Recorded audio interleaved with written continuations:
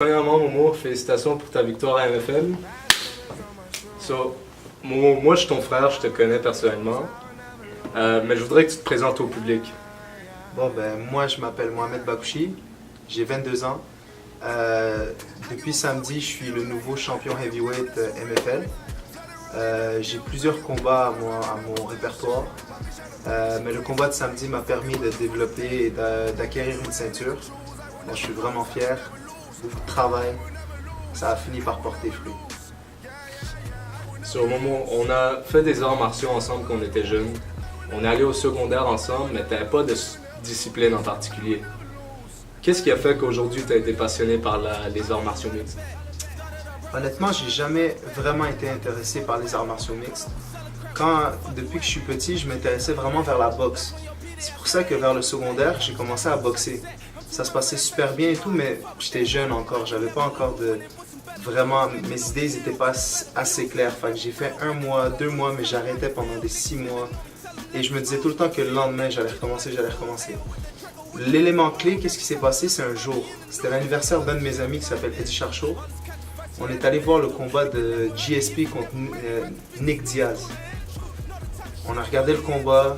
Pendant la soirée, on s'est bien amusé et tout. À un moment, il s'est arrêté, il m'a regardé, il m'a dit « Momo, tu crois que si tu ferais ce sport-là, tu pourrais être le champion du monde? » Je lui ai dit « Je pourrais être le champion du monde de n'importe quelle discipline si je mettais mon esprit. » La soirée, elle a fini. Je suis rentré chez moi. Le lendemain, je reçois un appel. Il me dit « Momo, réveille-toi, je t'ai trouvé un coach. Tu vas commencer à t'entraîner dans la MMA. » Je suis allé, j'ai fait un essai avec mon coach. Jusqu'à aujourd'hui, c'est le même coach. J'ai fait un essai avec lui. Je suis tombé en amour avec le sport. J'ai vu que la boxe, c'est une discipline qui est dure. Mais la MMA, c'est trop de choses à pratiquer. La lutte, la boxe, les kicks, trop de choses. Ça m'a donné une motivation parce que j'adore relever des défis. La MMA, c'est un défi en tant que tel. Puis c'est pas n'importe qui pourrait le faire. On dit que si la pêche serait facile, tout le monde irait pêcher. Mais si la MMA serait facile, tout le monde irait le faire. Mais c'est une poignée d'hommes qui le fait. Il y a seulement 1% qui est capable de le faire et aller loin. Et moi, je fais partie de ce 1%. Dis-moi, ça fait combien de temps tu fais de la MMA? Ça fait environ 4 ans que j'ai commencé à faire de la MMA. Ok, puis on a grandi ensemble. Tu dis ça fait 4 ans que tu fais de la MMA. Mais au début, tu prenais pas trop ça au sérieux. Qu'est-ce qui a fait que depuis 1 an ou 2 ans, tu as vraiment commencé à faire des combats puis prendre ça au sérieux? Qu'est-ce qui a fait que j'ai commencé à prendre ça au sérieux? La raison, c'est que j'ai commencé à faire de la MMA parce que j'avais l'idée que j'allais devenir champion du monde. Je me disais que j'étais jeune, que j'avais encore le temps, que je pouvais m'amuser, que j'ai tout pris pour acquis. J'ai pris des gens pour acquis, j'ai pris mon temps pour acquis, j'ai pris mon talent pour acquis. Mais le talent sans le travail, ça sert à rien. Parce que si quelqu'un qui s'acharne à la tâche va toujours battre une personne qui a du talent qui s'entraîne pas, tu vois. Il est arrivé quelque chose qui a juste changé ma vision des choses. J'avais pris quelque chose pour acquis, mais à la fin, c'était pas pour acquis. Je l'ai perdu, puis ça m'a vraiment blessé. Je me suis dit que si je veux quelque chose, il faut travailler pour. C'est pas du jour au lendemain que je vais devenir champion, puis c'est pas en ne pas m'entraînant que je vais devenir champion. Il fallait que le temps presse. C'est maintenant que je suis dans mon pic, c'est maintenant que je suis dans ma montée, c'est maintenant. Si on veut quelque chose, c'est maintenant, c'est jamais demain. Je remettais les choses à demain, c'était la pire erreur que je faisais, c'est maintenant ou jamais. Donc j'ai commencé à m'entraîner chaque jour, j'ai commencé à tout donner. J'ai lâché un de mes travails que je travaillais depuis longtemps, j'ai lâché l'école justement pour me mettre à plein temps dans la MMA. J'ai eu plusieurs combats. Dès que j'ai eu mon premier combat, ça s'est super bien passé. Puis depuis ce jour-là, j'arrête pas, puis je peux toujours me battre. Je vais être le meilleur, je vais être le champion, c'est décidé, c'est tout ce que je veux faire de moi. Tu fais des arts martiaux mixtes à temps plein, tu fais juste ça de tes journées. Décris-nous à quoi ça ressemble une de tes journées typiques. Une de mes journées typiques, ça ressemble à quoi? On va pas se mentir. Je suis encore dans le niveau semi-pro, je suis pas encore dans le professionnel, donc il faut que je travaille pour gagner ma vie. Donc quand je me réveille, je prends mon déjeuner, je vais au travail, dès que je finis mon travail, je viens ici avec mon patron qui est un de mes plus grands supports. On vient ici, on s'entraîne pendant 2-3 heures. Je retourne chez moi. Je reviens, je m'entraîne encore. Je peux m'entraîner des fois des 3 heures, des 4 heures non-stop.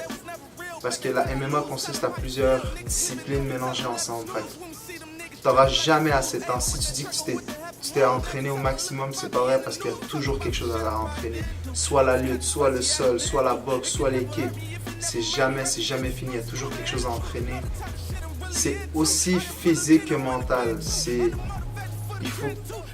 le mental n'est pas là, le physique n'est pas là. Le physique peut lâcher, mais le mental, s'il ne lâche pas, tu pourras aller où ce que tu veux, tu pourras faire ce que tu veux. Alors, tu m'as dit que tu as lâché l'école, que tu as tout lâché pour pratiquer cette discipline à temps plein. Qu'est-ce que tes parents pensent de cette décision? Ben, honnêtement, ils étaient vraiment fâchés. Ils voulaient vraiment pas que je lâche l'école. Ils croyaient pas en moi au début parce que c'est un sport qui est vraiment dur, c'est un sport qui est super violent. Ma mère, elle a jamais voulu que je fasse vraiment ce sport-là parce qu'elle a peur pour moi, c'est un sport. Elle me sort tout le temps l'exemple de Mohamed Ali. Mohamed Ali, peu importe qu'on se rappelle de lui en tant que légende, les gens se rappellent seulement de comment il a fini. Ma mère, elle tient à moi, je suis son bébé, puis elle voulait vraiment pas que je me blesse. À nombre de reprises, elle m'a dit de lâcher ça. Mais tu peux pas empêcher quelqu'un que la MMA c'est sa vie. Quand je dis aux gens que je fais de la MMA, ils me croient pas parce que je suis un gars souriant, un gars qui parle à tout le monde, qui va rire avec tout le monde. Puis ils se disent que les gens qui font de la MMA c'est des sauvages, c'est des personnes qui vont pas bien dans la tête, mais c'est pas vrai. C'est des gens qui sont souriants, c'est des gens qui aiment la vie, puis qui aiment exceller, qui aiment travailler dur pour gagner. Comme j'ai travaillé dur pour cette ceinture, puis je l'ai. C'était impossible que je perde. J'ai une mentalité que je suis mieux la mort que le déshonneur. Ça veut dire que je vais vraiment par ces mots-là. J'aurais mieux aimé mourir que perdre. Parce que dans la vie, on se rappelle jamais du numéro 2, on se rappelle que du champion. Puis moi, je veux qu'on se rappelle de moi en tant que champion. Puis pour en revenir à mes parents, ils ont pas cru en moi jusqu'au jour où je leur ai dit venez à mon premier combat.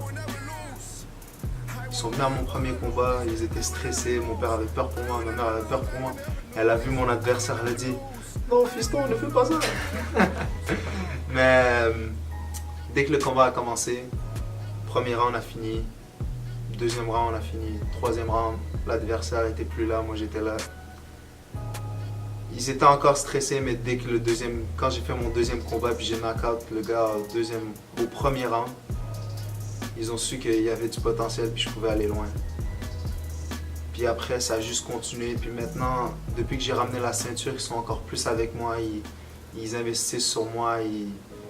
Ma mère elle cuisine pour moi. Elle m'empêche de manger n'importe quoi.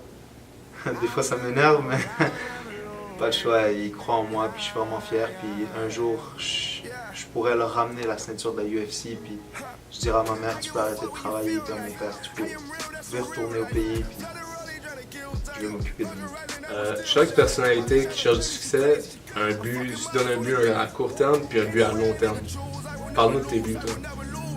Mes buts à court terme, ce serait de faire le plus de combats possible, amasser le plus de victoires possible, le plus d'expérience possible et le maximum de ceintures. J'en ai une, mais c'est sûrement pas la dernière. Je veux être prêt pour le pro. Je veux pas arriver là-bas, manger un KO parce que j'étais pas prêt ou que j'avais pas assez d'expérience. Je veux être capable de me battre contre n'importe quel style sans me lancer dans le vide, sans être pas prêt. Je veux être prêt pour le pro. Ça, c'est mes buts à court terme. À long terme, le vrai but, l'objectif, ce serait de devenir champion du monde de UFC. Ensuite, défendre ma ceinture plusieurs fois, mais ensuite devenir champion de boxe. Ce serait vraiment ça mes deux gros buts. Sur moi, j'ai assisté à tous tes combats. J'étais un de tes plus grands supporters. Tu as gagné tous tes combats, tu as fait plusieurs combats semi-pro, tu es invaincu, tu es champion heavyweight de la MFL. Si un conseil que tu donnerais à ceux qui voudraient commencer cette discipline, ce serait quoi? De un, c'est de s'entourer de bonnes personnes, de trouver un coach qui croit en eux.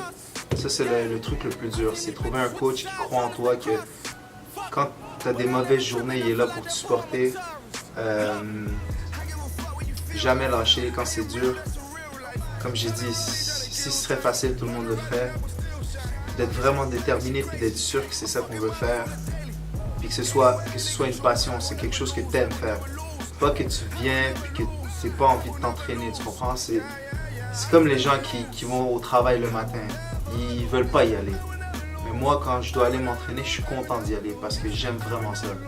Soyez sûr que vous aimez faire ça avant de vous lancer là-dedans. Sur un moment, il y a plein de monde qui te supporte, il y a plein de monde qui te suit dans ce que tu fais. S'il y a du monde que tu voudrais remercier, ça serait qui? Ah, il y en a beaucoup. Je voudrais commencer par te remercier toi. Tu as toujours été là. You already know. J'aimerais me remercier le caméraman. Vous le voyez pas, c'est un beau gosse, mais il s'appelle Jab Nutlak. Il a toujours été là. On était amis au secondaire, mais on n'était pas vraiment proches. Mais c'est vraiment plus quand j'ai été sérieux. Le maître va apparaître quand l'élève sera prêt. Jad est apparu à moi quand j'étais sérieux. C'est un gars super sérieux. Il me fait mes montages, il me filme, il est toujours là pour moi, il vient à mes combats. C'est une grosse source de motivation parce que je vois un gars déterminé comme lui qui est dans mon cercle d'amis, puis ça me motive encore plus. À Artem, mon Ruskov préféré, gars aussi motivé, déterminé, qui va loin dans ses affaires. J'aimerais remercier mon coach Sifu Mark. Il a toujours été là, il m'a jamais abandonné, même quand j'ai arrêté de m'entraîner pendant des 6 mois. Chaque jour, il me textait, même à ça, il n'a jamais abandonné, il a toujours cru en moi. J'aimerais remercier Eddie Charchour, c'est lui qui m'a initié à la MMA. Initié. Il a vu un combat, puis il m'a amené. Mais merci beaucoup. Aussi, j'aimerais remercier mes parents de ce qu'ils font. Ma grande sœur qui me supporte beaucoup, qui m'envoie toujours des messages, qui m'appelle toujours pour prendre des nouvelles. J'aimerais remercier aussi Nicolas Picard pour le temps qu'il m'offre quand il vient faire des mitaines avec moi, qui encaisse mes coups. C'est le seul qui peut tenir les mitaines pour moi puis encaisser mes coups. Il est là chaque jour. J'aimerais remercier aussi l'ancien joueur de l'OM de Marseille, Patrick, qui entraîne mon cardio, super intense. J'aimerais aussi remercier tout le monde qui vient à mes combats, tout le monde qui me supporte, tout le monde qui m'envoie des messages pour me féliciter, pour m'encourager. J'aimerais aussi remercier Maz pour l'événement, puis la ceinture, elle est super belle, puis elle était faite pour moi. Non, aussi, j'aimerais aussi remercier Nariman, mon entraîneur de lutte, Cédric, mon coach de Muay Thai.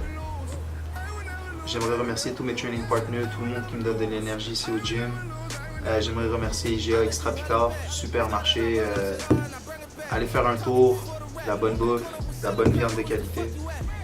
Fait que moi, je te connais depuis tout petit, je suis fier de ton parcours, je suis fier de ce que tu es devenu. Félicitations encore pour la ceinture, puis je te souhaite que du succès. You already know. Maji. Maji.